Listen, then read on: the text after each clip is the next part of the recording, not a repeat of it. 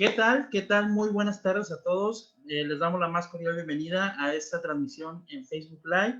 A nombre de la maestra Ángela Frías, le damos la más cordial bienvenida a esta conferencia virtual intitulada Perspectiva de Género en el Proceso Penal, y quien va a impartirla como tal es el maestro Cristian Bernal Porras. Él es juez de control del Tribunal Superior de Justicia de la Ciudad de México, y pues bueno, estamos súper contentos en este caso que nos acompañe, que nos haya otorgado la posibilidad de escucharlo con este tema tan interesante y tan novedoso como tal. Antes de ceder el uso de la voz, en este caso a la maestra Ángela Frías y al maestro Cristian Bernal, me voy a permitir presentar a ustedes a nuestro ponente. El maestro Cristian Bernal Porras es licenciado en Derecho por la Facultad de Derecho de la Universidad Nacional Autónoma de México con mención honorífica. También obtuvo el grado de maestro en Derecho por la misma Universidad Nacional Autónoma de México, además de haber cursado la licenciatura en Relaciones Internacionales, esta en la Facultad de Ciencias Políticas y Sociales de la Universidad Nacional Autónoma de México. Entre otras instituciones, actualmente es catedrático de la Facultad de Derecho de la UNAM en su unidad de división de estudios profesionales, así como la división de estudios de posgrado, y en el Instituto de Estudios Judiciales del Tribunal Superior de Justicia de la Ciudad de México. Actualmente se desempeña como juez penal del Sistema Procesal Penal Acusatorio de la Ciudad de México, por oposición, que en este caso obtuvo el cargo como tal del Tribunal Superior de Justicia de la Ciudad de México. Ha cursado diversos cursos diplomados, entre ellos curso para profundización en Derecho Procesal, que tuvo sede en la Universidad Pompeu Fabra en Barcelona, certificado por la Sección de Asuntos Antinarcóticos y Aplicación de la Ley de la Secretaría del Estado de los Estados Unidos de Norteamérica en el curso de Introducción al Análisis de Información Criminal. Ponente a nivel nacional e internacional, entre otros. Ponente en el primer Congreso Internacional en Materia Penal por una justicia penal eficaz en Latinoamérica, celebrado en la ciudad de Bogotá, Colombia, en abril del 2018. Exponiendo el tema Principios en el Sistema Penal Acusatorio en México. Así es que ese es nuestro ponente, esa es una síntesis curricular de nuestro ponente, y enseguida voy a ceder el uso de la voz, en este caso a nuestra organizadora, la causa en este caso de que estemos reunidos aquí en esta importante conferencia virtual. Así es que le cedo el uso de la voz a la maestra Ángela Frías. Adelante, por favor.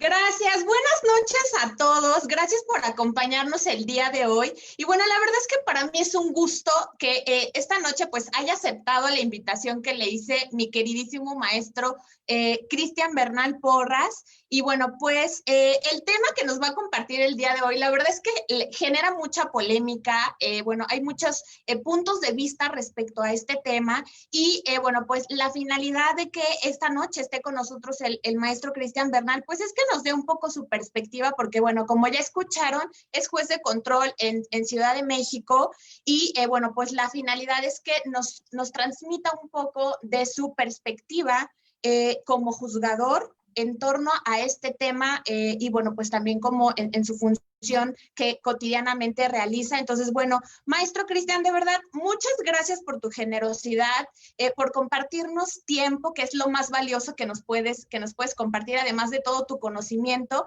Entonces, bueno, pues bienvenido a este espacio, bienvenido al foro y bueno, pues vamos a estar atentos también a todos los comentarios. Gente de Facebook, por favor, ayúdenos a compartir esto a sus redes sociales, compartan esta publicación para que más estudiantes de Derecho, para que más compañeros, pues bueno, no se pierdan esta oportunidad tan padre de escuchar a nuestro querido maestro, que por cierto es Orgullo Puma. Entonces, bueno, él es orgullosamente de Ciudad Universitaria, es hecho en casa. Entonces, bueno, más motivo de orgullo el maestro Cristian. Entonces, bueno, maestro, los micrófonos y el foro es todo tuyo, de verdad, muchas gracias. Adelante. Muchísimas gracias. Buenas noches a todos. Buenas noches, Ángela. Buenas noches, Adrián. Y a todas las personas que se dan el tiempo de también compartirlo con nosotros a la distancia. Hace rato, antes de iniciar la plática, se comentaba de que esta situación, esta crisis, ha permitido la democratización del conocimiento. Es una frase de mi amigo el maestro Carlos Cuevas, que hace rato me inspiró porque hoy tenemos, estando desde nuestra casa, muchos foros que antes estaban muy cerrados, que no eran para todos, y entonces el conocimiento estaba a veces un tanto oculto porque tenías que ir a un foro, tenías que ir a un auditorio, y hoy con esta facilidad, y en ese sentido pues le reconozco a ti y a mi amigo Adrián, quien está desde Vallarta acompañándonos, y quien además se encarga de toda esa cuestión tecnológica. Siempre le he reconocido su generosidad a Adrián. Yo lo conocí en Vallarta precisamente en una reunión de abogados penalistas, y Adrián fue de los anfitriones que, digo, no es porque uno vaya por la comida, pero la verdad es que él nos invitó y él asumió todo el gasto de la comida como para 40 personas, cosa que casi nadie hace. Y bueno, pues esas acciones, el estar aquí, es realmente un buen amigo, y me da mucho gusto estar con Adrián y contigo también. Pues eres de las primeras generaciones en que yo impartí, de mis alumnas que impartí proceso penal en la Facultad de Derecho, y realmente no sabes cuánto gusto da cuando ya en la vida profesional me encuentro algunos ministerios públicos como tú, algunos ministerios públicos de la Federación, algunos exalumnos en el tribunal, otros litigando o siendo defensores, y realmente es un orgullo porque sabes que un poquito de ti va a ir, y para bien o para mal, pero espero que sea más para bien. Realmente he estado viendo tus anteriores cápsulas, tus anteriores videos. Vi que no sé si fue hace 8 días, sí fue hace 8 días, tenías aquí a un juez también, pero hablando de literatura, hablando de un libro. Yo lo estaba viendo mientras estaba haciendo ejercicio. La verdad es que muy ameno, porque entendí que el formato aquí no era tan formal como a veces quienes me han seguido en otros foros, pues inmediatamente empiezo a soltar toda la información, bla, bla, bla, bla, bla, bla, bla, y empiezo a bombardear. Pero cuando vi el formato que tienes, la verdad me pareció muy agradable, sobre todo, pues es un viernes en la tarde, estamos en casa y podemos estar tomando un café y teniendo una especie de plática. Adrián comentó que el tema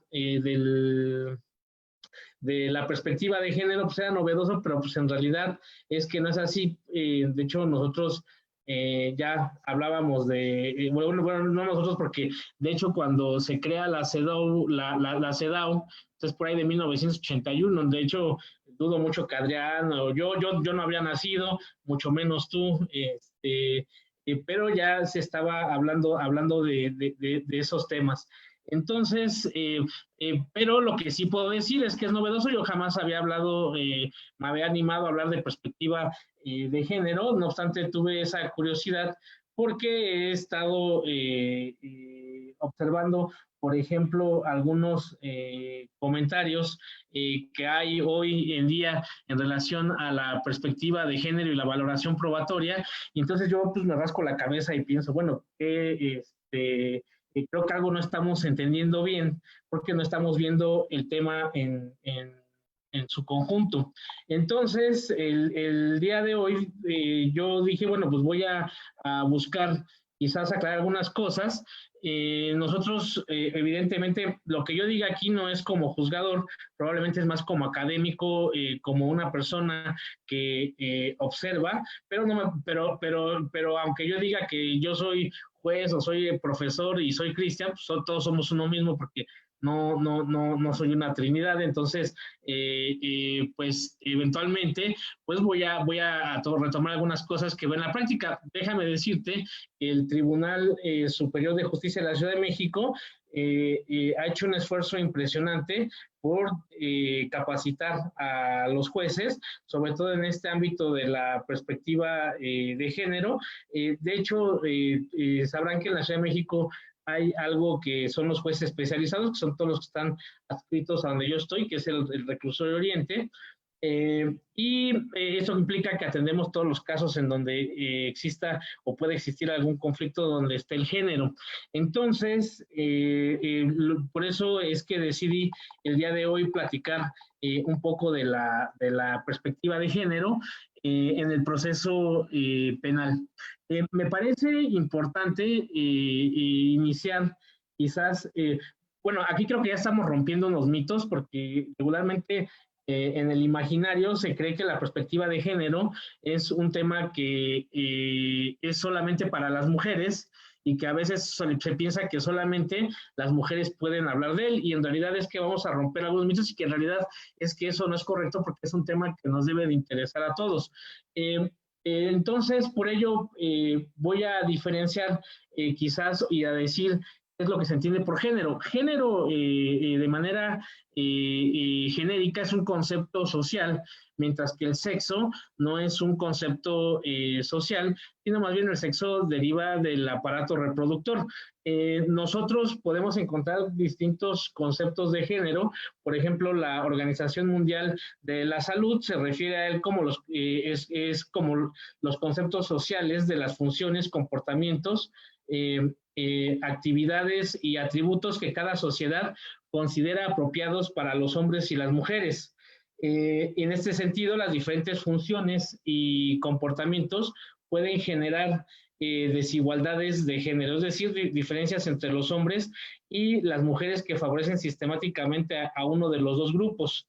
A su vez, estas desigualdades pueden crear inequidades entre los hombres y las mujeres con respecto tanto a su estado de salud como a su acceso a la atención sanitaria. Esto quiere decir que cuando se habla de género, no se habla solamente de mujeres, sino se habla de ese constructo social que habla en relación a lo que espera de cada persona que se encuentre en cada género, a diferencia del sexo, que se hace referencia a las diferencias y características biológicas, anatómicas, fisiológicas y cromosomáticas de los seres humanos, que los definen como hombres o mujeres. Pero esto obviamente hablando desde el ámbito del sexo, y que además con eso son con lo que uno nace. Entonces, sí es importante en este punto distinguir entre qué entendemos por género y qué vamos a entender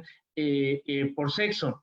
Entonces, nosotros estamos entendiendo que el género se va construyendo y nosotros asignamos regularmente el género desde el momento de nacimiento de una persona, es decir, a partir de su apariencia, de sus genitales.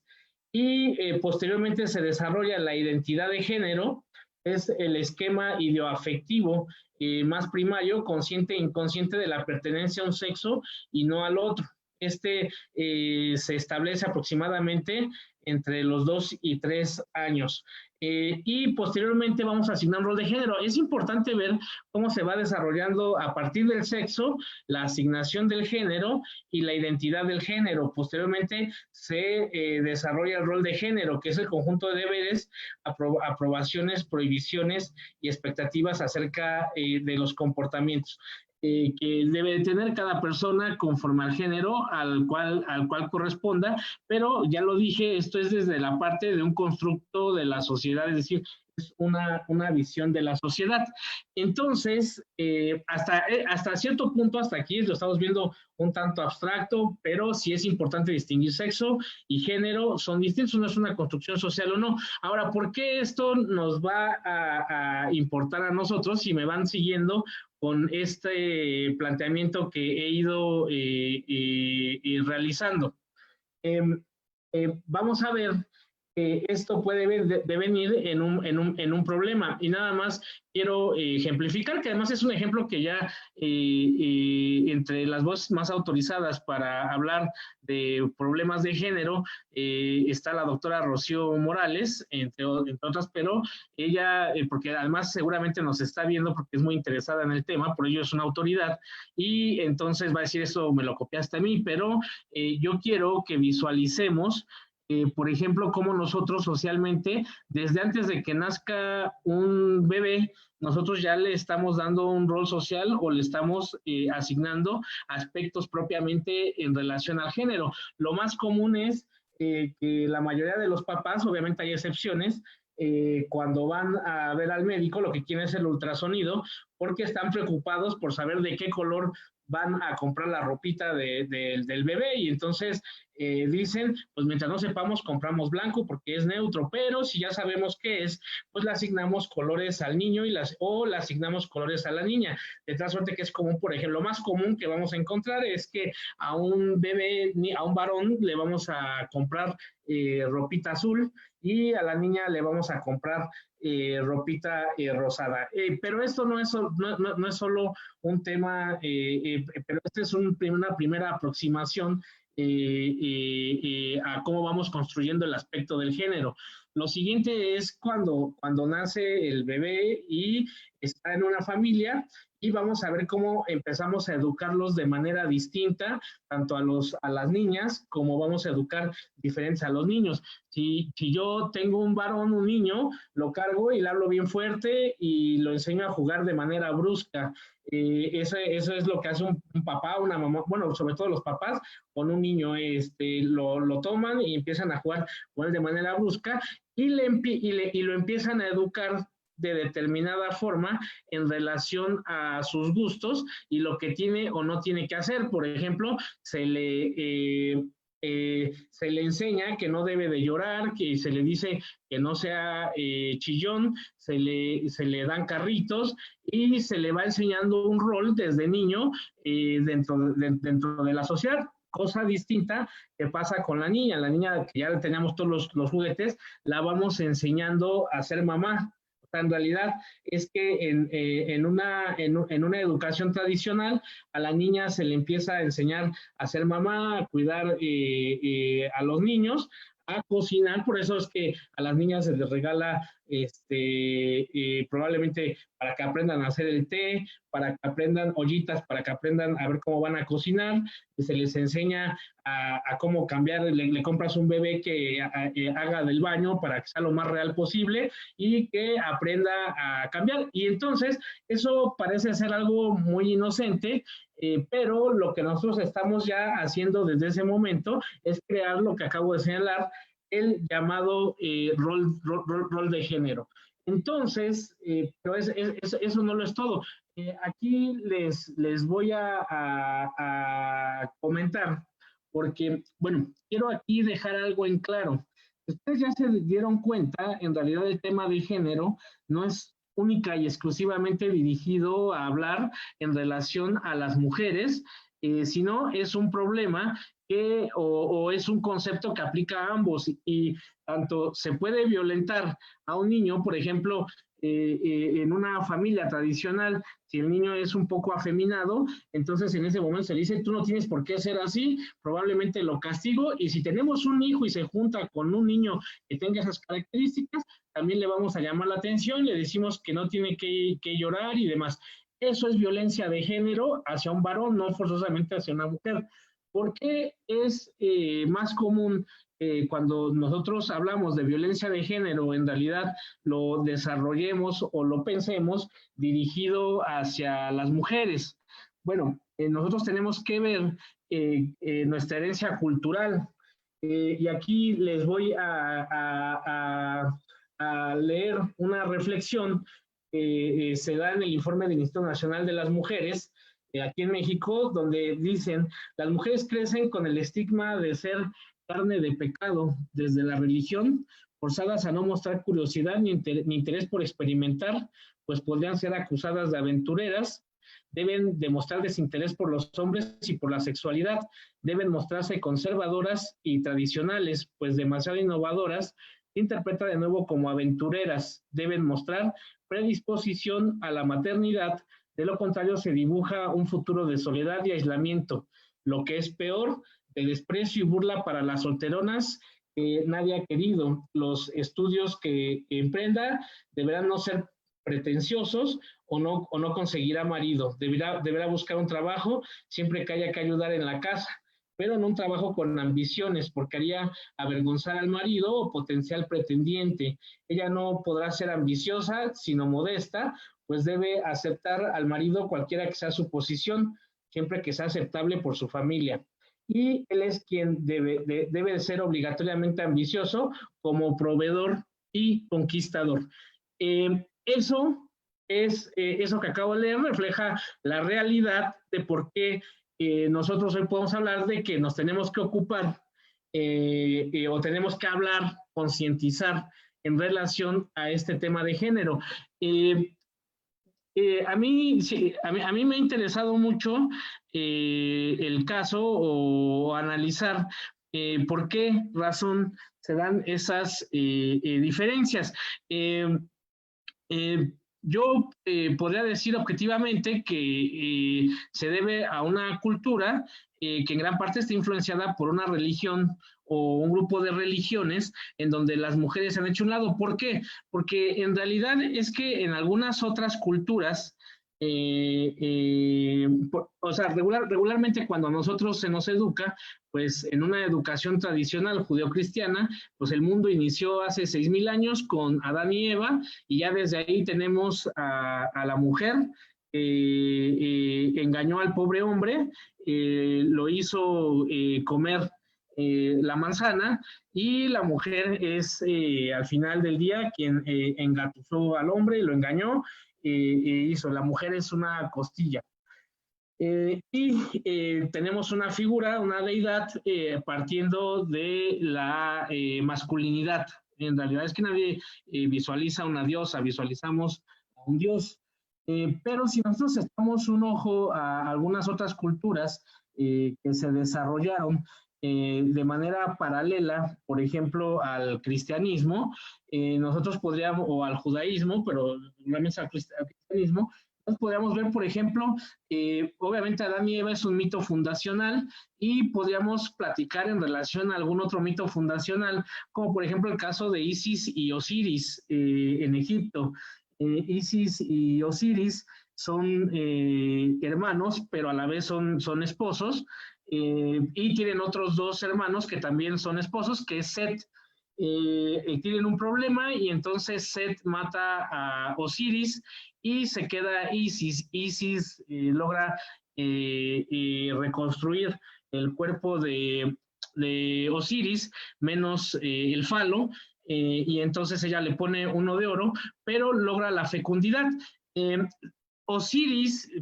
Isis, considerada como deidad, como deidad es la diosa Sirio, es la estrella Sirio, así se le identifica por la cultura egipcia, y es precisamente cada vez que aparece Sirio, la diosa en el cielo, es cuando el Nilo sube de nivel.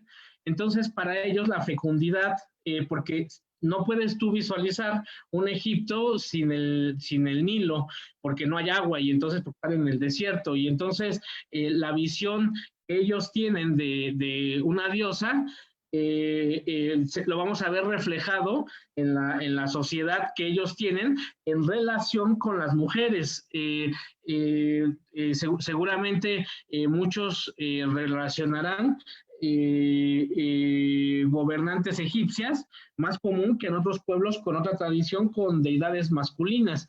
Por ejemplo, tenemos el caso de Cleopatra, por ejemplo, pues es una gobernante egipcia, pero además tenemos sacerdotisas egipcias, tenemos otras gobernantes, en donde el papel de la mujer, porque además si consultan las fuentes, en realidad tenían un papel mucho más paritario el que tenían los hombres. Si ustedes vuelven a escuchar lo que les acabo de leer del informe, verán que la ideología con la que se construye esta mujer desde el punto de vista del género, en realidad tiene mucho que ver con un aspecto religioso, y esto es un informe del Instituto Nacional de las Mujeres. Esto es desde la óptica de cómo influye. Obviamente nosotros podemos observar el problema en la sociedad desde cómo se va creando o se va generando lo que se espera de una mujer desde una óptica del género, donde la mujer tiene que seguir al marido, no tiene que estudiar, la mujer está diseñada para ser solamente esposa, para tener hijos y no debe de ambicionar, pues por supuesto ha venido creciendo, y entonces llega al punto en donde ya está normalizado, y entonces en algún punto nos damos cuenta que eso está bien porque las mujeres no son propiedades de nadie, las mujeres no son un ser por debajo de nadie, sino que estamos en un plano de igualdad. De hecho, así lo recoge el artículo 4 de la Constitución, donde habla de la igualdad. Entonces, ¿por qué les he contado o platicado todo esto en relación al género?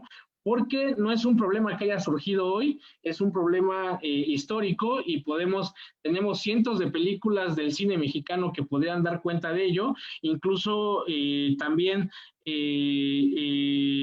por ejemplo, programas de televisión que precisamente le dan ese estereotipo a la mujer. Por ejemplo, otro aspecto importante es en el caso de la homosexualidad, que también tendría una relación con esto, porque para hablar, por ejemplo, de otras culturas, y sin ir muy lejos, cualquier persona que haya leído a Platón se va a dar cuenta que en sus libros se denota evidentemente la homosexualidad como una práctica cotidiana, y nadie se espanta. Es más, de hecho, más bien uno lo lee y dice, oye, es que no estoy entendiendo bien, pero en realidad es que es una práctica que ya se tiene, pero está normalizado, cosa que hasta hace no mucho aquí nos genera un problema. De hecho, debido a las condiciones históricas, pues aún hay personas que les puede generar problema. Entonces, es claro, nosotros históricamente como sociedad mexicana tenemos un sinnúmero de casos en los cuales se nos ha señalado que tenemos un problema generalizado de violencia hacia la mujer, pero lo peor es que es un problema normalizado. Aquí quizás voy haciendo mi primera conclusión, que al final, porque luego se me olvidan hacer las conclusiones. El problema de género o del o los problemas que producen la violencia de género, porque esto evidentemente va a repercutir cuando se deja de ver como normalizado y entonces alguien dice, oye, es que no es normal que a mí me peguen, no es normal que no me dejen ganar dinero, no es normal que me quiten mis bienes. Eso no es normal, en realidad es que eso es violencia, pero es un problema que retrata siglos y siglos y películas y toda la cultura que nosotros podríamos observar en relación a cómo se ha estereotipado a las mujeres y les da da esa connotación. Entonces, dentro del proceso, bueno, a ver, nada más para que no se me vaya la idea, quiero dejar claro entonces que la perspectiva de género no solamente es hablar de mujeres, aunque evidentemente se tiene que atender el problema de la violencia contra la mujer y tiene que utilizarse un método de perspectiva de género, porque lo que nosotros estamos entendiendo es que se le está violentando por ser mujer, pero genéricamente la perspectiva de género tendrá que ver con ambos géneros. Por eso puse el ejemplo de un niño que se le puede violentar y se le dice, tú no lloras porque tú eres... porque tú eres niño y los niños no lloran y no seas niña y demás, y cosas que además aquí nadie se tiene que espantar. Al final de cuentas, muchos fuimos criados de esa forma. Entonces, ¿cuál es el problema? Bueno, que se nos dijo que nosotros tendríamos que utilizar la perspectiva de género. Y después se habla de juzgar con perspectiva de género, pero pareciera ser que el juzgar implica que llega el juez, se sienta y escucha y resuelve, pero en realidad es que eso nos va a llevar a tener determinados errores. En realidad es que no es así. La perspectiva de género, es decir, el reconocer la diferencia que puede tener una mujer por ser mujer en este contexto que les acabo de platicar, nos debe de llevar a tener actuaciones distintas desde las primeras fases del proceso. Obviamente, yo ya estoy hablando del proceso. Quiero dejar en claro, yo soy de los primeros que va a decir siempre que el proceso penal no es una política pública para resolver ese problema que les acabo de platicar, porque hay veces que parece ser que se puede decir yo todo lo puedo arreglar haciendo otro delito, siendo más severos con los tan violentos, cuando en realidad es que no es el caso. En realidad es que la mejor forma de prevenir los delitos es que no pasen, y no pasan pues cuando hay prevención. Y entonces creo que hasta ahorita, creo que deberíamos entender que la verdadera solución está desde la casa, desde el hogar, desde cómo educamos a alguien, desde cómo hacemos que vea a otra persona, romper estos estereotipos, pero también es algo que no va a pasar de la noche a la mañana, porque al final del día tenemos esa carga histórica, cultural, religiosa, todo lo que ustedes me digan, nosotros ya las tenemos, vemos las películas mexicanas donde las mujeres son cosas, tenemos esos problemas. Entonces es evidente que si se tiene la intención de erradicar la violencia de género, no es nada más creando más delitos, en realidad es que tendríamos que tratar otros aspectos, pero bueno, como ya estamos en esta realidad y vamos a estar por ella en un buen rato, porque no obstante que México ha suscrito diversos compromisos para buscar erradicar la violencia, regularmente cuando se habla de la CEDAW o se habla de la Convención Belén do Pará, que son las más emblemáticas, pues regularmente hacen un especial énfasis en la violencia hacia la mujer, aunque no del todo, porque por ejemplo la CEDAW se habla de aspectos de igualdad entre hombres y mujeres. Entonces, pero me voy a centrar entonces ahora a platicar realmente, ya que tenemos ese problema, nosotros, ¿qué podríamos visualizar? Porque es una autorreflexión, pero hace unos días estuve escuchando una conferencia, estaban unos franceses, y los franceses dijeron que ellos en esta época, porque pues además en estas fechas de cuarentena, en donde estamos en nuestras casas, pues se ha dicho que, bueno, es una realidad, han crecido los conflictos y la violencia hacia las mujeres. Digo, no por nada, al principio había unos memes, porque ahora como estamos hablando con jóvenes, pues hay que explicar a los jóvenes, todo lo explican con memes, y entonces había un meme en donde decían los solteros que admiraban a los casados porque iban a estar 40 días ahí y demás. Eso suena como de risa, pero en realidad es que es una realidad. Lo que hicieron fue encerrar a las personas, y en el caso cuando hay aspectos de violencia, pues los encerraste con tu agresor. Entonces, eso es un aspecto importante. Que hay que considerar, y entonces los franceses decían, bueno, creamos policías especializadas, pero además, y aquí voy a hacer una reflexión, el crear policías, ministerios públicos, e incluso jueces que sean especializados, en realidad es un error. En realidad eso está mal y provoca mayor violencia. ¿Por qué? Pensemos ¿qué es lo que puede pasar en una situación normal.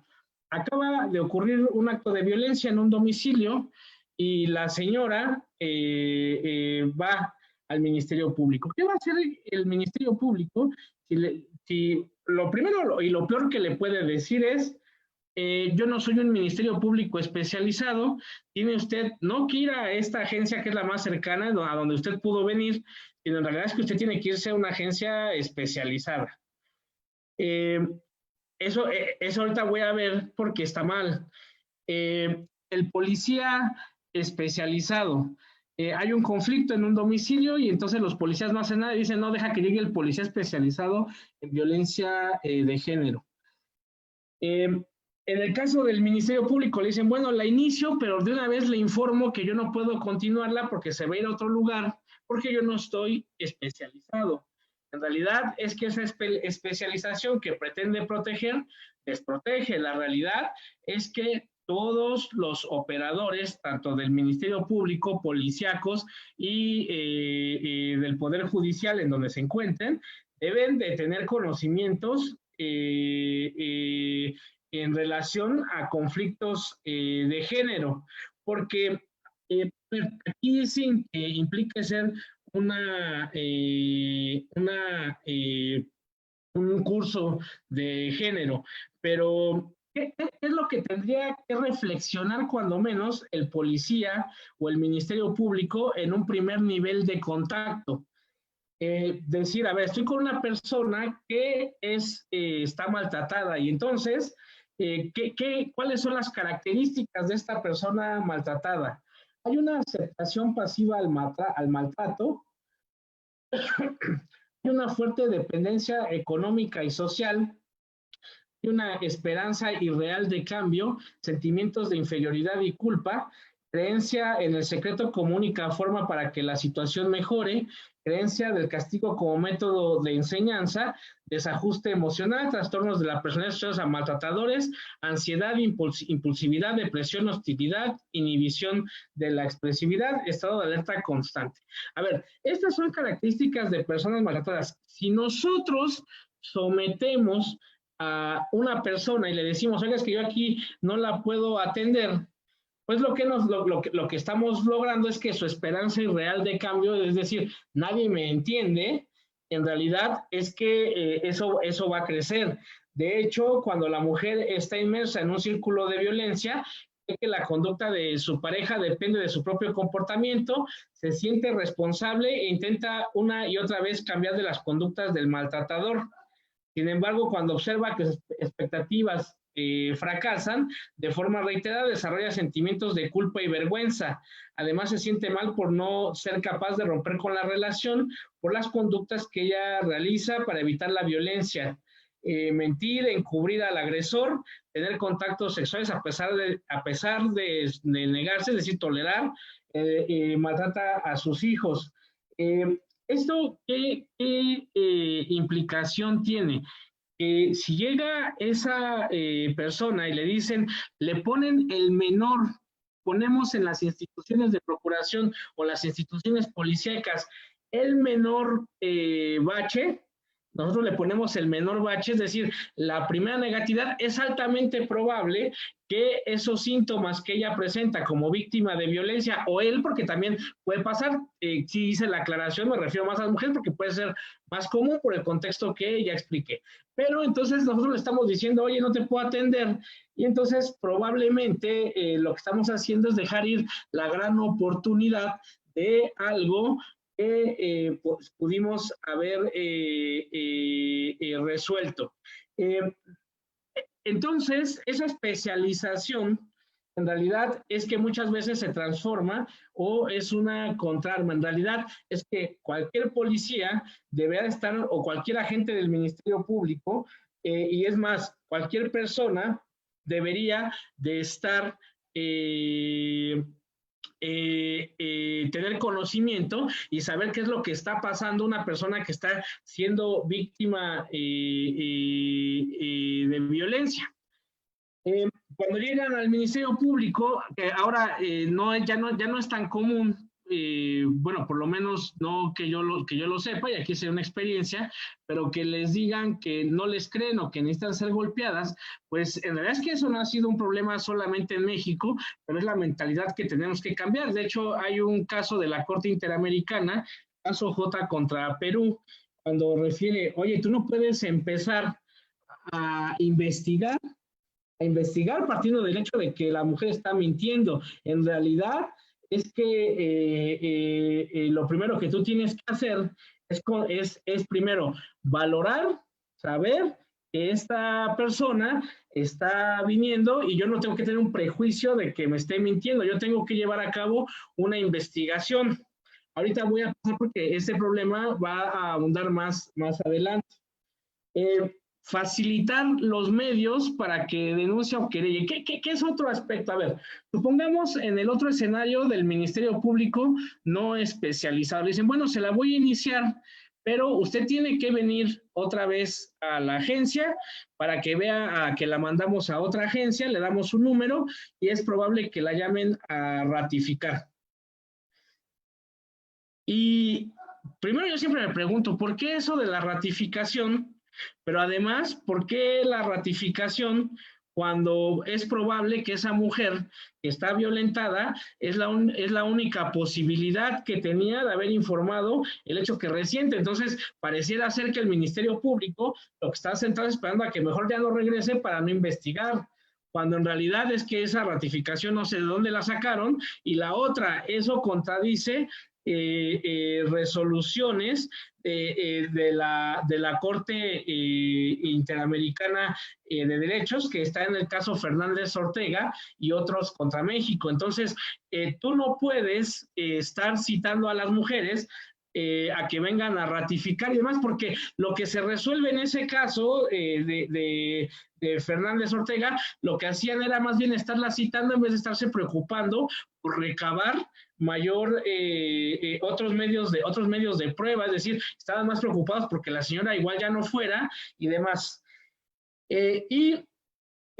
¿Por qué les dije cuáles eran las características probables de una mujer que se encuentra en una situación así? Bueno, porque el operador jurídico, el Ministerio Público, el policía, las tiene que detectar e ir quitándole estas barreras. Entonces, lo mínimo que requiere alguien es un operador jurídico, es saber reconocer cuando menos cuáles son las características más genéricas de una víctima que ha sido violentada. ¿Por qué? Porque si yo a esa persona o le digo que tiene que ir a una especializada o le digo que tiene que estar viniendo a ratificar, muy probablemente ella pase o atraviese de nueva cuenta el círculo de la violencia. El círculo de la violencia genéricamente tiene 3 fases: la fase de tensión, la fase de agresión y la fase de conciliación. En la fase de tensión es cuando se va acumulando la tensión en la pareja, empieza a haber conflictos, hay una violencia verbal en alguna ocasión, puede haber agresiones físicas con cambios repentinos de ánimo, y la mujer va a tratar, en este caso, cuando se habla de mujeres, de controlar pensando que es su culpa, que ella lo puede resolver. Pero va a llegar a la fase de agresión, que es la segunda etapa, en donde la mujer, en donde ya viene de plano la violencia física, psicológica o sexual. Es altamente probable en esta fase, en la fase de agresión, una vez que concluya, la mujer logre un pico de empoderamiento, y entonces aquí hay que relacionarlo con esas características. Hay que aprovechar como autoridad el pico de empoderamiento de la mujer, es decir, ya vino, se empoderó, pero yo sé que cualquier traba o conflicto que yo le plantee para presentar su denuncia, es altamente probable que ella ya no vaya a regresar.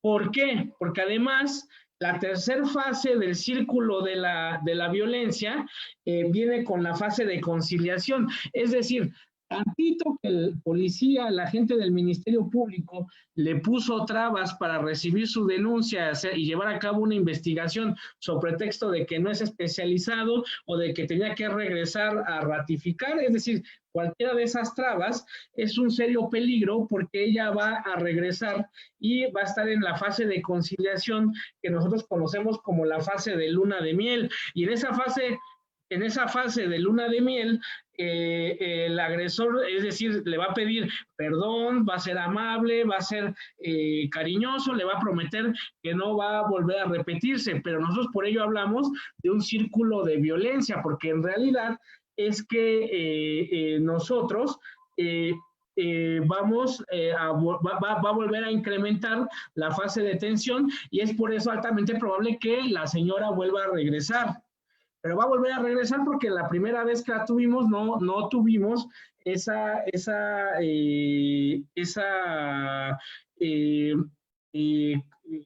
amabilidad o la atención de haberla atendido.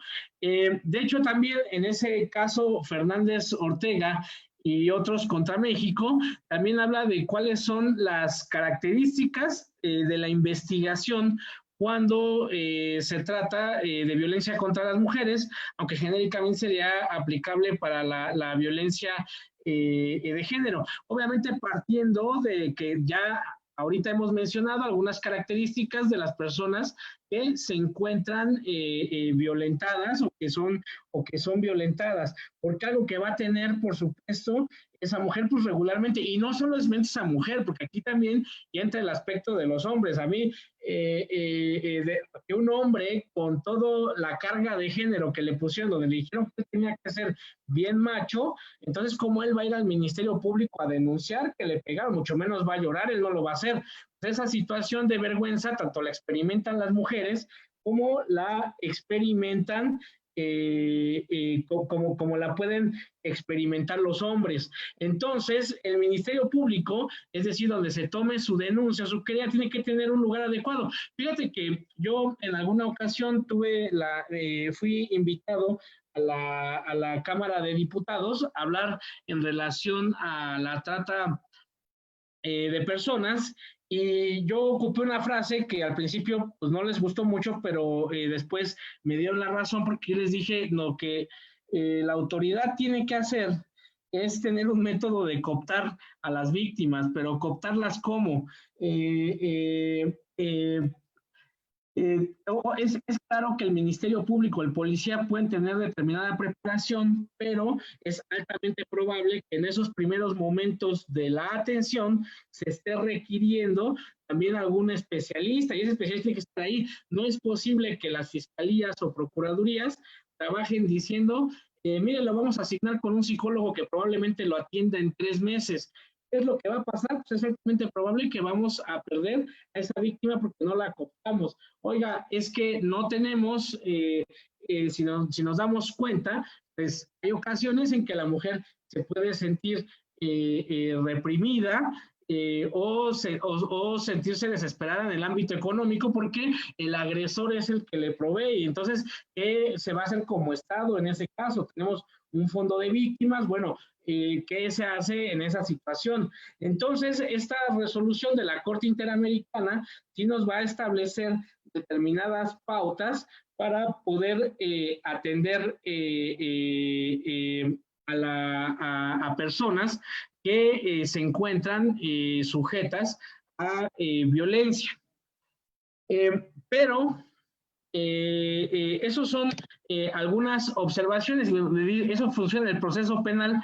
Pues claro, estoy hablando del proceso penal. Y entonces, y la perspectiva de género, ahí está la perspectiva de género, pero que es diferente al juzgar con perspectiva de género. Es decir, la perspectiva de género está en donde yo entiendo que hay una violencia derivado, pero esas son las primeras etapas o fases del proceso. Y yo aquí, porque además ya me estoy acabando el tiempo, bueno, pero de todas maneras, aunque me robe más, no va a pasar nada. Yo muchas veces veo, por ejemplo, en una audiencia, en cualquier audiencia en la que te imagines, dice el Ministerio Público, regularmente dice, oiga, resuelva con perspectiva de género. Y entonces, lo primero que hay que señalar es que la perspectiva de género en realidad no tiene que ser solicitada por las partes. Eso nosotros lo tenemos que entender de manera clara. La perspectiva de género, el juez tiene la obligación de aplicarlo, pero la pregunta es, porque se dice, y esa es una falacia argumentativa, y la falacia es cuando se hace un argumento que parece que está bien hecho, pero en realidad no está bien hecho, y entonces estoy ahí sentado y dice, aplique perspectiva de género porque la víctima es mujer. O aplique perspectiva, bueno, lo más común es porque es mujer.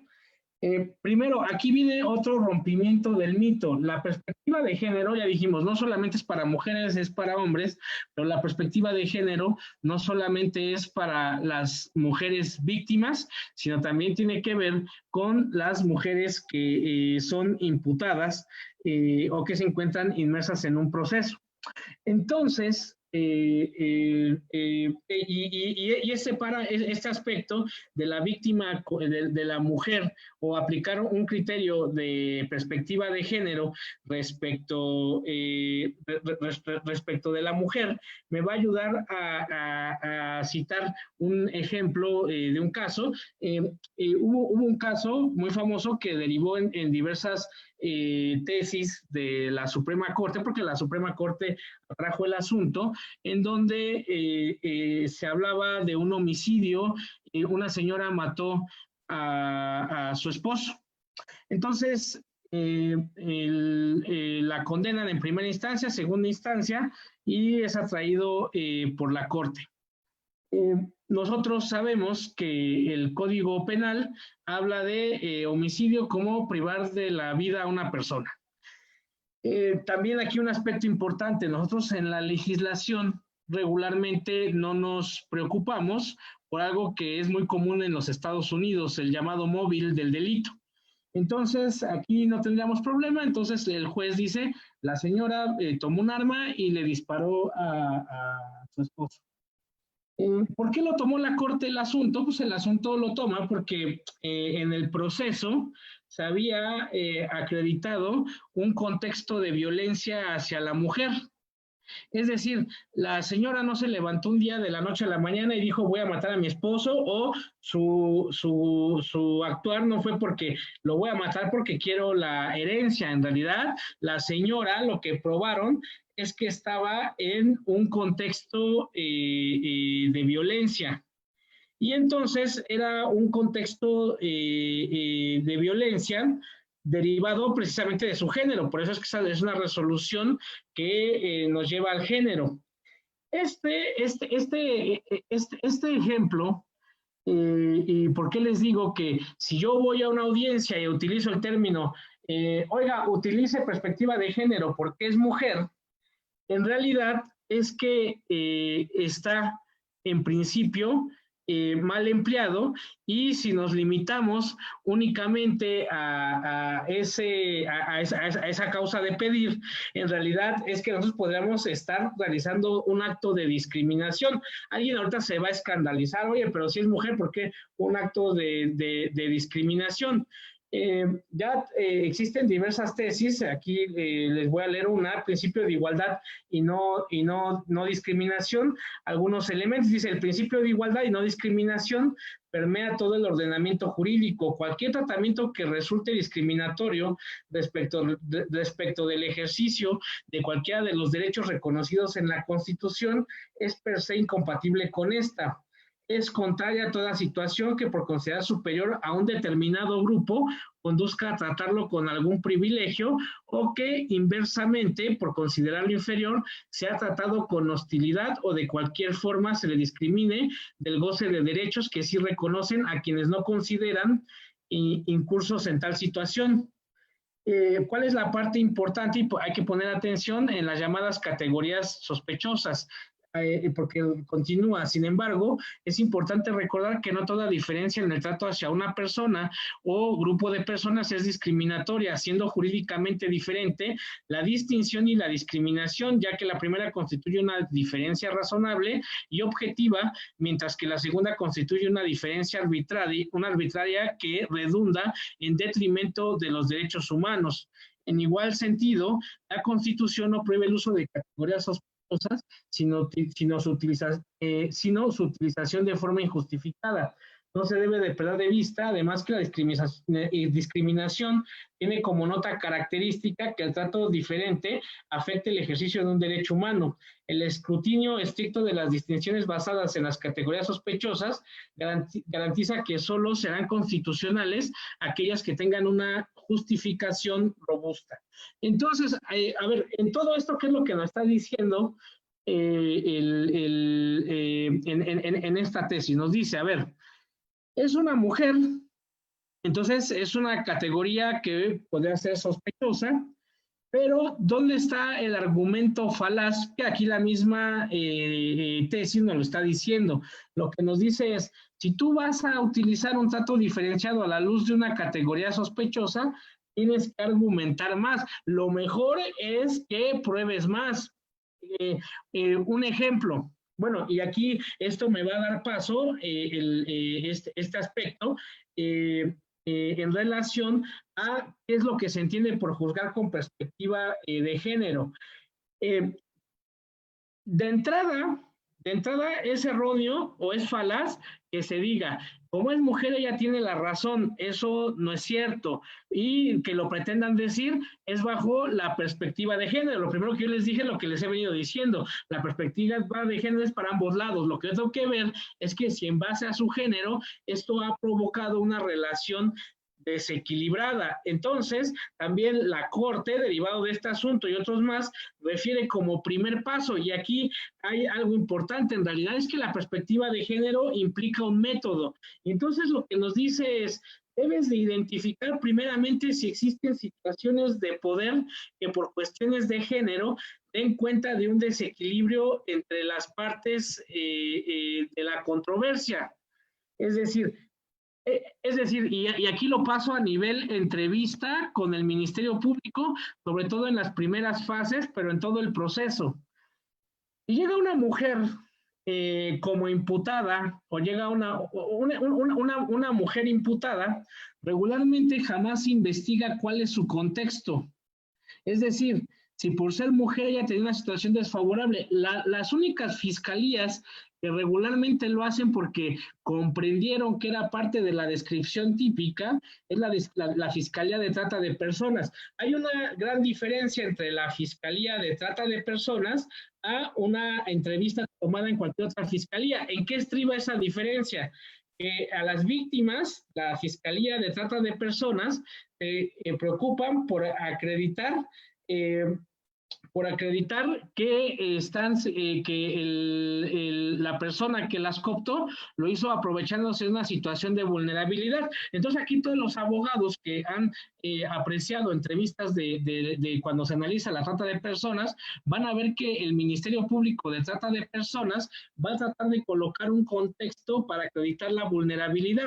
Va a empezar diciendo que la víctima nació en Yucatán, nació en Oaxaca, nació en Sonora, se casó, que tuvo 2 hijos, el marido la dejó y nos va a contar toda su historia, porque lo que ellos están pretendiendo es acreditar la situación de vulnerabilidad. ¿Por qué lo traigo a colación en relación con el juzgamiento con perspectiva de género? Que nadie quiere vivir en un mundo en donde por ser tal o cual persona tú tengas la razón. Nadie quiere vivir en un mundo así, porque alguien va a decir, pero yo soy mujer. Sí, el otro problema viene a ver, ¿y qué pasa si un niño acusa a una mujer? Porque también tengo un problema de perspectiva de género. Entonces la víctima es un niño y también estoy en otro problema. Entonces nadie quiere vivir en un mundo donde el juez tenga o quien resuelva tenga un prejuicio y esté diciendo, como perteneces a este tal grupo, entonces tú tienes la razón siempre. ¿Y qué va a pasar cuando esté enfrentado con otro grupo que resulte igualmente vulnerable? Eso es un problema. En realidad, lo que implica la perspectiva de género, el juzgar con perspectiva de género, es algo que inicia mucho antes. Inicia en la fase de recabar las pruebas. Porque si tú, agente del Ministerio Público, defensor, porque ya vi que ya les comenté que de hecho el tratar con perspectiva de género viene de un asunto de una mujer sentenciada. Lo que, si tú quieres la aplicación de un criterio de perspectiva de género para un juzgamiento, tienes que probar que en efecto esa fue una causa de la desigualdad. Por eso es que la Corte nos regala esta tesis y dice identificar primeramente si existen situaciones de poder por cuestiones de género, den cuenta de un desequilibrio entre las partes de la controversia. Es decir, no se vale decir en un argumento simplón y falaz, decir, tiene la razón porque es mujer. Ha habido casos en los cuales, bueno, sí, la víctima es mujer de 20 años y el señor, no solamente es para delitos de violencia, puede ser cualquier otro conflicto, y la víctima es un señor de 80 años y también es en un grupo vulnerable, y entonces ahí está el juez, pero en realidad el juzgamiento inicia desde antes y no se debe de traducir únicamente en aspectos hipotéticos o teóricos y decir siempre las mujeres, porque estaríamos cayendo en un aspecto de discriminación. Lo que sí podemos considerar en esas primeras etapas, que son las que analicé desde cuando se recibe la denuncia, es partir de una presunción, pero no para un juzgamiento. Entonces, lo que yo tengo que hacer es inmediatamente investigar, pero lo que nos está diciendo aquí, bueno, tú tienes que hacer una buena argumentación. Es claro que yo tendría que reconocer que genéricamente México vive en un contexto de violencia hacia la mujer y probablemente bajo esa perspectiva podría yo optar por dar medidas de protección, porque además lo tendría que hacer, porque la mujer me está diciendo que está en peligro o un hombre por una cuestión de género. Como sea, al final del día, esas primeras diligencias son permisibles debido a precisamente el peligro en la demora. Pero no puedes sustentar una sentencia si tú no acreditaste la perspectiva de género, es decir, realmente no fue materia de la investigación del Ministerio Público el investigar el contexto. Si no lo hizo, tenemos un error, es decir, en la audiencia, cuando se va a sentenciar, el Ministerio Público no solamente tiene que decir, juzgue con perspectiva de género, porque eso es una frase, y entonces yo le pregunto, oiga, usted dígame cuándo me acreditó que realmente el género fue factor en este evento, más allá de lo que yo pueda presumir, usted me tiene que acreditar un contexto. ¿Cómo? Por eso les pongo el ejemplo de la diferencia que se da al tratamiento de las víctimas de trata, porque ellos se acreditan bien o mal a situación de vulnerabilidad y por eso sus entrevistas son mucho más largas. Otro paso que nos señala el método de perspectiva de género es cuestionar los hechos y valorar las pruebas desechando cualquier estereotipo o prejuicio de género a fin de visualizar las situaciones de desventaja provocadas por condiciones de sexo o género. Hay una tesis que de hecho es un tanto filosófica, aunque obviamente no se menciona así. Se llama juzgar con perspectiva de género, forma en la que opera la exigencia de cuestionar los hechos. Y entonces esa tesis parte, para hacer esta aclaración, parte del hecho de reconocer o es filosófica porque los filósofos hablan en relación de conocer un objeto, que si es el sujeto quien construye el objeto en su cabeza o el objeto existe y le transmite al sujeto. No me voy a meter en ese problema, pero lo que sí nos dice la tesis es que hay un hecho y luego está la interpretación o la carga o el prejuicio de quien observa ese hecho, y lo que tenemos nosotros quitarnos es precisamente ese hecho. Y en todo caso, eso es con la finalidad de visualizar las situaciones de desventaja provocadas por condiciones de sexo o género.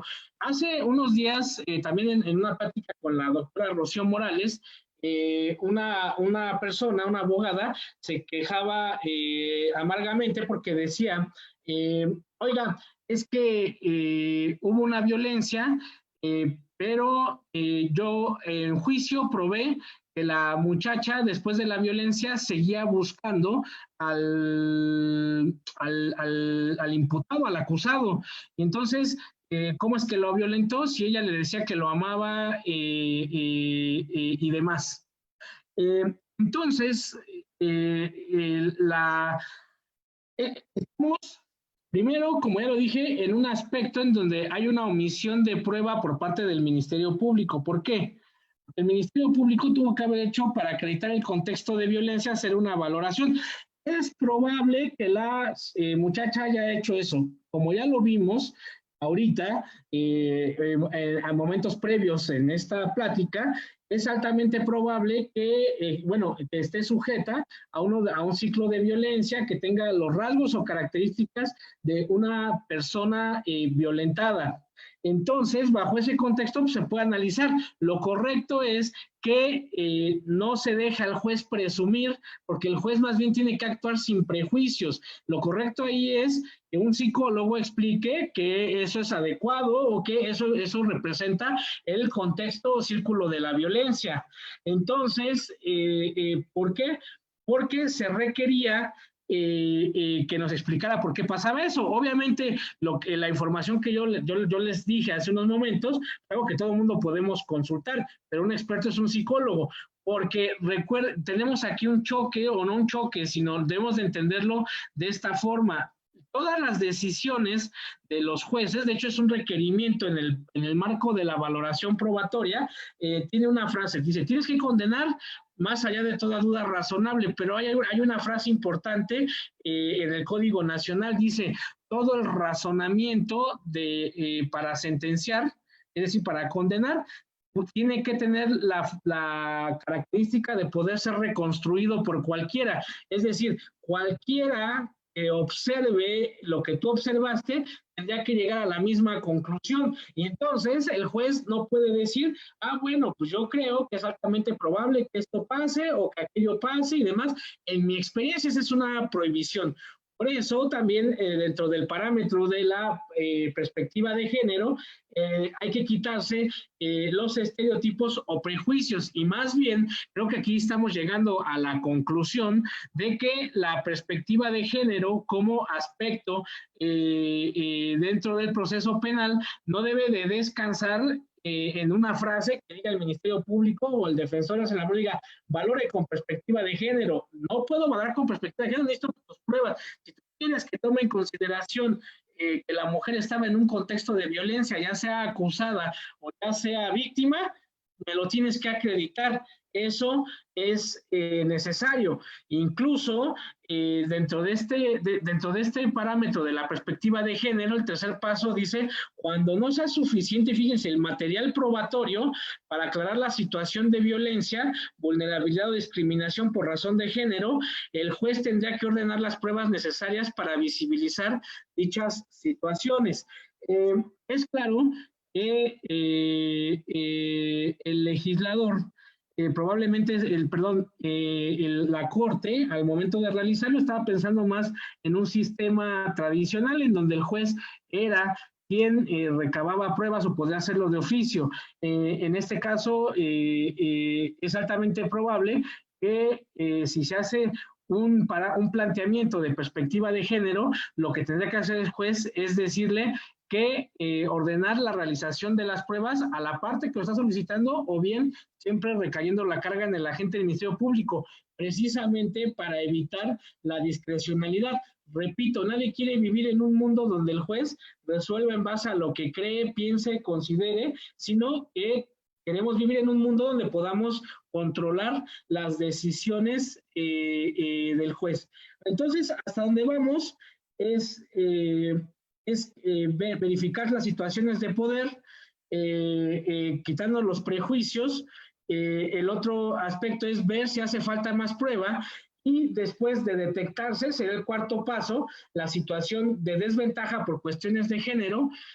Habría que cuestionar la neutralidad del derecho aplicable, así como evaluar el impacto diferenciado de la solución propuesta para buscar una resolución justa e igualitaria. Suena como extraño, pero tenemos un ejemplo que la Corte nos dio. Hay, por ejemplo, en materia familiar, una presunción que probablemente ya la Corte dijo que no debe de ser así, pero probablemente muchos la tengamos, en donde se dice, si los niños tienen menos de 12 años, preferentemente, o deberán estar con la mamá. Entonces, lo que dijo la Corte es, bueno, a ver, ahí tenemos un derecho en donde al hombre le están diciendo que él no. Entonces, lo que dijo la Corte es, espérense, vamos a ver, primero que aquí está colisionando con el interés superior del menor, pero esa presunción podría no ser real en todos los casos. Podría ser real en muchos casos, pero no en todos los casos. Entonces, tienes tú que analizar, porque es probable que un hombre vaya argumentando cuestiones de género. Esto es claro. Por eso el quinto paso de la perspectiva de género habla de aplicar los estándares de derechos humanos a todas las personas involucradas, especialmente de los niños y niñas. Es decir, en el caso, ese es un caso paradigmático de la Corte, porque dice, sí está la perspectiva de género, pero más importante, considerar la perspectiva del menor. Otro aspecto de la metodología, y es el último, es evitar utilizar lenguaje basado en estereotipos o prejuicios, pretendiendo utilizar un lenguaje incluyente en las resoluciones. En concreto, ¿qué es lo que les quiero decir? No, la perspectiva de género para enjuiciar, ya en el juicio, no puede partir de una frase vacía en donde las partes no se hacen cargo de establecer el contexto, porque en todo caso, si lo invocan, el juez tendría que ordenar en tutela de los derechos humanos, pues hacer la recabación para acreditarlo. Es decir, pasa lo mismo que a veces se hace cuando llega un abogado y dice, oiga, haga un control difuso, y la pregunta es, ¿control difuso de qué? Porque usted, para solicitar un control difuso, tiene que decir cuál es el derecho humano, cuáles son las normas que lo están tutelando, por qué considera que ese derecho humano está mejor o peor tutelado en cuál norma y cuál tengo que aplicar. Ese es un planteamiento correcto. No caer en falacias argumentativas en donde las personas, los operadores, nada más dicen, es mujer, porque eso es una categoría sospechosa y porque es un tema de discriminación. Además, quiero que me digan qué van a hacer cuando es mujer, tenemos a una persona de la tercera edad, tenemos a un niño. En realidad, la solución está en acreditar que realmente existen esas situaciones de género en el caso concreto y de existir, actuar en consecuencia. Es un elemento esencial. Bien, no, creo que con esto ha sido suficiente para dar una perspectiva de la perspectiva de género en el proceso penal y quedaría a las órdenes de Ángela o alguna cuestión que haya quedado pendiente. Maestro, muchas gracias. Sí, ¿qué cree, maestro? Bueno, pues está recibiendo muchos comentarios, entonces, bueno, ojalá y pueda tener después oportunidad de irles respondiendo a cada uno de ellos. Y bueno, pues primero, pues agradecer ahora estos aportes importantes que nos está haciendo y la manera principalmente en cómo nos fue llevando empezando desde el análisis de género, el círculo de la violencia y bueno, hasta aterrizarlo ya en el proceso. Y precisamente desde esto, desde la función judicial y pues que no solamente nos enfoquemos en una valoración probatoria que llaman, ¿no? Con perspectiva de género, que vemos que no, que precisamente, y esto en respecto también a lo que el mismo maestro Jordi Ferrer ha mencionado, esto tendría que trasladarse desde el momento en el que se realiza la práctica de la prueba también, desde que desde que esto es ministerial, desde que se toma una entrevista, y bueno, pues todo esto que usted nos ha mencionado, la verdad es que está pues levantando muchos comentarios, y bueno, preguntaban, maestro, respecto a los rubros de las tesis que mencionó. Entonces, bueno, igual y si pudiera por ahí también precisarles qué tesis son. Y también, bueno, pues me voy a permitir leerle unas preguntas. Así que leemos y después usted nos responde para que las juntemos sí, y ya usted responde. Sí, claro. ¿Vale? Mire, pregunta Eric Vázquez, ¿considera que la norma responde a una visión estereotipada o sexista del sujeto para juzgar con perspectiva de género en México? Y también pregunta por acá, ahora le digo. Dicen que usted es omnipresente, que acaba de estar en una ponencia antes y que bueno, ya lo ven aquí, entonces creo que se refiere a la del maestro Regino, entonces, ¿cómo le hace? Mire, bueno, le mandan saludos. Ay, se me perdió por acá la otra pregunta que le habían. ¿Qué cree? Que tenemos varios ministerios públicos que están por ahí comentando. Y esto fue respecto a también el punto cuando usted mencionó, bueno, pues el trato tal vez que pudiese considerarse discriminatorio, esa misma especialización del, bueno, no es aquí, váyase allá, venga y ratifique y nos vemos en 15 días, y luego esto del el certificado de la evaluación del perito en materia de psicología después de cierto tiempo. Y lo que se refería a usted precisamente a que se pierde en ese momento el contacto con las víctimas y pues regresa nuevamente a su ciclo de violencia. Y bueno, pues varios ministerios públicos comentaron por acá sus experiencias en guardias, que dicen que bueno, que pues cuántas guardias se reciben cuántas puestas a disposición o cuántos asuntos se inician por guardia, y bueno, pues también supongo que se refieren principalmente a que no es como tan fácil prestarle consideración o atención a cada uno de ellos. Le preguntan, dice, yo opino que la perspectiva de género se tiene que incluir tanto en mujeres como en hombres. Vic Guerrero. Y, por acá. Bueno, si gusta, respondemos esa, maestro, respecto a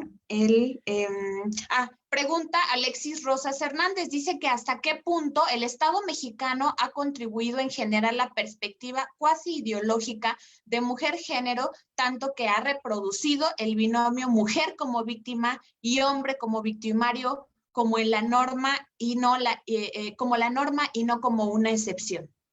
Maestro, las preguntas. Bien, pues antes que nada, mandarles un fuerte abrazo a los agentes del Ministerio Público, también si hay algún policía que nos esté viendo. Mi comentario jamás ha sido para decirles que no trabajen ni nada. Yo soy de los primeros conocedores, conozco de primera mano la carga de trabajo, y no estoy diciendo que no lo hagan bajo esas circunstancias, aunque creo que las autoridades, las instituciones deben de tomar las previsiones, sobre todo porque tenemos, por ejemplo, una alerta de género, y pues la alerta de género debe ser que tengamos esos ministerios públicos no especializados en una agencia, quién sabe dónde, sino pues probablemente uno en cada agencia, y por lo menos que se les esté brindando capacitación. La capacitación es esencial, pero más allá de estar también hay una parte de las autoridades e instancias y otra parte de nosotros que a veces, pues ya sea voluntario o involuntariamente hacemos o no hacemos. Probablemente el día de hoy se lleven una buena reflexión de decir, oye, es que la víctima que viene, que ya no regresó, yo me empiezo a preocupar porque ¿por qué no regresó? Pues probablemente regresó y algo le pasó, y entonces a mí me preocupa eso.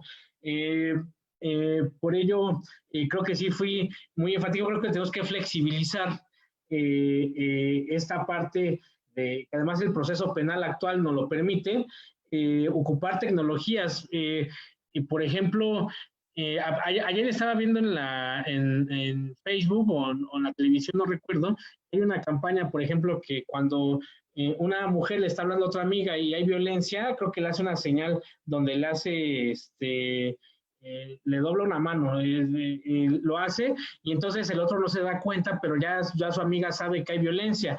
Entonces, por ejemplo, esa flexibilidad sería para el caso de, por ejemplo, que pudiera mandarse una por WhatsApp. Por ejemplo, yo me entero que mi vecina está encerrada y la están violentando, yo voy al Ministerio Público y digo, oiga, en esa casa la señora no denuncia, pero me avisó que tiene violencia, entonces que no me diga el Ministerio Público, tiene que venir a querellarse ella y venir 3 veces, eso porque no lo va a hacer, pero tenemos un problema. Recordemos que las actitudes violentas van a decantar en feminicidio. El feminicidio es la máxima expresión de la violencia.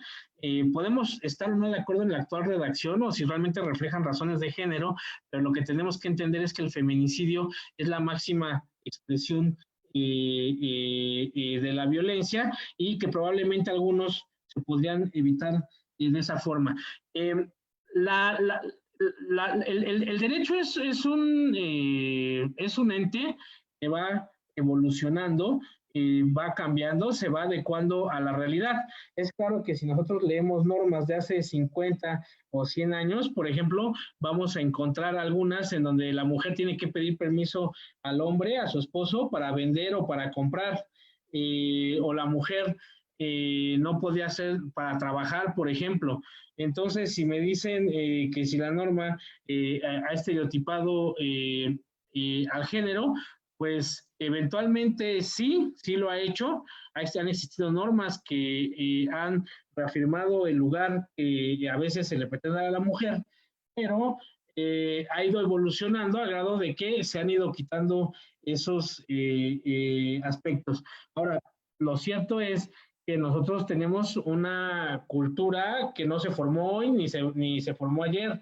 Tenemos una cultura que viene momento a momento y que es la que está reflejada el día de hoy. Yo por ello, al principio de mi charla, de mis exposiciones, comenté, tenemos que iniciar con la educación, porque la buena educación que nosotros les demos hoy a nuestros hijos, pues son los que en 20 años probablemente tengan un cambio de actitud, porque eso fue lo que vieron. Ya expresé mi respeto, y que yo entiendo a los agentes del Ministerio Público, pero creo que tienen cargas de trabajo, pues probablemente ahí necesitamos más personas, sobre todo cuando tenemos esta ola de género. Algo me preguntaron del Estado mexicano. Bueno, el Estado como tal, pues no hay una campaña de ninguna autoridad que diga las mujeres son víctimas y los hombres son victimarios. Creo que igual refleja un aspecto cultural, pero además, dado el género, nosotros sabemos que los movimientos políticos, como los movimientos feministas, pues en realidad es que son aquellos que están más presentes y probablemente por ello la importancia, es decir, cuando se habla de perspectiva de género no se habla de víctimas mujeres, porque es la idea que tenemos, pero quizás porque ellos son los que más se han visibilizado, precisamente por lo mismo que hemos observado culturalmente. O sea, no existe una campaña del Estado mexicano donde diga solamente las mujeres son víctimas y los hombres son victimarios. Eso me parecería un error y muy grave, aunque probablemente estadísticamente, que no quiere decir que el Estado mexicano lo haya hecho, sea realmente de esa forma. Por esas razones dije, hablamos más de violencia contra las mujeres, porque en realidad lamentablemente es más común y por ello les hice quizás una reflexión histórica. Pero no hay una campaña del Estado mexicano y más bien vuelvo a regresar a lo que todo el mundo me dice siempre. ¿Tú qué harías? Vería aspectos de educación y la mejor educación es desde la casa. Si yo un día tengo un hijo, o si alguien tiene un hijo, pues le vayan quitando esas ideas que a veces pensamos que son inofensivas, pero en realidad es que no es así. Vamos construyendo grandes problemas. Gracias, maestro. Oiga, y los rubros de las tesis que mencionó, si los tiene por ahí, o ya mira, yo lo pasó de sus apuntes. Un compromiso de enviarlas a más tardar mañana temprano, para buscarlas. Pero, sí, maestro. Sí existen. Sí existen. Se inventó unos rubros por ahí. La quinta sala de la corte. Bueno, maestro, bueno, pues yo creo que con esto ya concluimos. Ya llevamos 1 hora y media y bueno, pues la verdad es que seguimos con muchos comentarios. Ojalá pueda darse una oportunidad después al chat para que, bueno, les responda por ahí a todos los que le han enviado saludos y, bueno, pues los comentarios, las dudas y todo, pues ahí van a estar documentadas. Maestro Cristian, de verdad, muchas gracias. Nada más, Ángela, la verdad es que no es un tema fácil, no mucha gente se atreve a hablar de ello y mucho menos porque pues es un tema hoy por hoy espinoso. Traté de verlo de manera objetiva y de manera siempre muy, muy respetuosa, porque sé que no es difícil, entonces pues entenderé si hay algunos comentarios de que haya dicho algo que no les gustó, pues, o si les gustó, pues qué bueno, pero fue de verdad con un ánimo académico y respetuoso. Sí, maestro, no, de verdad, y los comentarios son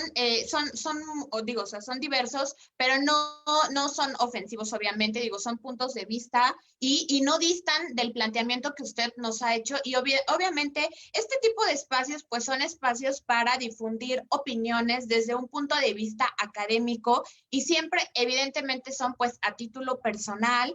Y bueno, pues gracias, maestro, de verdad. Entonces, no considere eso, sí, es un tema que es polémico, pero la verdad es que si usted aprecia los comentarios, pues en realidad la mayoría coinciden. No, ni los he visto, ¿eh?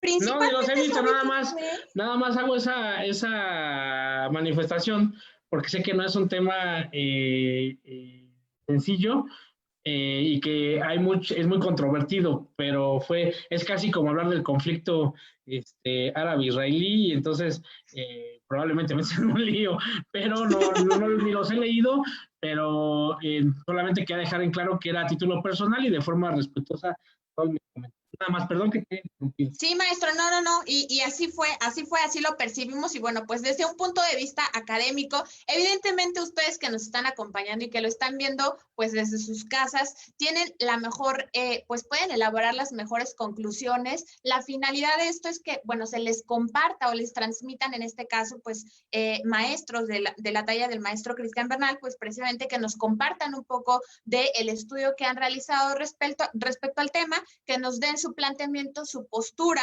Y bueno, pues a final de cuentas, ustedes que nos están viendo son los que tienen y pueden hacer sus mejores conclusiones. Y bueno, pues ya estaremos leyendo después las reflexiones que han hecho. Entonces, bueno, maestro Cristian, de verdad, muchas gracias. Fue una plática muy amena, de verdad. No era una clase magistral, no es viernes, es relajado, estamos todos en casa. Entonces, bueno, pues gracias a todos los que nos han acompañado. Gracias a todos los que han comentado, gente que viene de Twitter, gente que viene de Facebook. Maestro, tus redes sociales para que te puedan seguir, por ahí compártelo. ¿Cuáles son? Pues tengo una página que se llama como yo, Cristian Bernal Porras, y tengo mi Twitter, @BernalCristian. Nada más no tengo TikTok. ¿Cómo se llama? No, ni TikTok, ni la de las fotos. Instagram no tengo, pero ahí estoy a sus órdenes. Y antes, porque sé que ya me van a despedir, agradecerle mucho a Adrián por todo su apoyo. Adrián, oigan, quiero presentarles al maestro Adrián, que bueno, que todo el tiempo nos está acompañando en estas charlas jurídicas, y de verdad lo que yo siempre les digo, en serio, que si necesitan abogados penalistas, acudan con el maestro Adrián. Él tiene su despacho allá en Puerto Vallarta, Jalisco. De verdad, acérquense a él, vayan con los mejores. Entonces, bueno, aprovechen, gente de Jalisco, aprovechen que está el maestro Adrián con ustedes y vayan a él. Maestro Adrián, tus redes sociales, ¿dónde te podemos encontrar? A ver, cuéntanos. Gracias, y la verdad es que me halaga mucho pues tus palabras, viniendo en este caso de una personalidad como tú y como el maestro Bernal. Yo estoy en Facebook como RJ Adrián, tengo la página del despacho que es la fanpage RJ Abogados, y en Twitter estoy como @RJ Adrián-. Así es que igual también ahí estamos compartiendo mucha capacitación. Y también tengo el grupo de Facebook, Actualización Sistema Penal Acusatorio. Ya rebasamos un poquito los 30,000 miembros, y ahí diario se comparte información, eventos, material descargable, todo lo relativo al sistema penal acusatorio mexicano. Así es que ahí los esperamos, y muchas gracias, Ángela, por permitirme ser parte de esto. Y maestro Bernal, pues, ¿qué le puedo decir? Usted ya sabe que lo admiro y lo quiero. Así es que ojalá que pronto puedan darse una vuelta aquí en Puerto Vallarta. Son bienvenidos cuando quieran, y estoy a sus órdenes, ¿vale? Ay, gracias, Adrián. Ten por seguro que sí. En cuanto se termine esta cuarentena, la siguiente reunión va a ser por allá, y bueno, ya estaremos por allá visitándote. Muchas gracias, Adrián. Y bueno, acuérdense que también Adrián tiene su página, la página de Facebook, es un grupo. ¿Cómo se llama? Es Actualización Sistema Penal Acusatorio. Entonces, bueno, váyanse allá también, denle like, porque él les comparte, todo el tiempo está compartiendo los webinars que hay en otras páginas. Entonces, la verdad es que está padre, porque si se quieren también mantener actualizados, y si dicen, bueno, no tengo nada que hacer este sábado, váyanse a su página y él les va a indicar en dónde están dando un curso, dónde hay una conferencia. Entonces, bueno, también se mantienen por ahí actualizados. Gracias a todos, maestro Cristian, de verdad, muchas gracias por tu tiempo, por compartirnos de una manera muy amena, como tus clases son, que la verdad es que es sentarse en una clase tuya, es disfrutarla, es pasarla bien. De repente, cuando uno menos se lo imagina, ya pasaron las 2 horas cuando es martes y jueves, y pues dice uno, bueno, pues ya me tengo que ir del salón. Pero de verdad, muchas gracias por tu amabilidad, por tu sencillez, por la calidad con la que siempre, y la disponibilidad que siempre te caracteriza, que siempre a todo aquel que se acerca a ti siempre recibe un sí, ahora te paso la información, y siempre una explicación. No importa la hora, siempre está el maestro Cristian ahí disponible para todos los que somos sus alumnos. Y bueno, maestro, gracias Adrián, de verdad, por todo tu apoyo siempre, porque de verdad que yo creo que esto no podría ser, no es posible sin que tú estés aquí, de verdad. Ya me acoplé hasta contigo, ya, de verdad. Muchas gracias, Adrián. Y bueno, pues gracias a todos los que nos están acompañando. Seguimos aquí, todavía tenemos 75 personas que nos siguen acompañando. Gracias a todos. Póngale corazoncito, manden corazones, por favor. Ya estamos terminando esta noche. Que tengan un muy bonito fin de semana. Compartan esto en sus redes sociales para que otros más puedan escuchar al maestro Cristian, y bueno, después leerles ahí en sus opiniones. Gracias a todos, que tengan un muy bonito fin de semana, y bueno, nos vemos muy pronto en el siguiente webinar. Bye. Bye.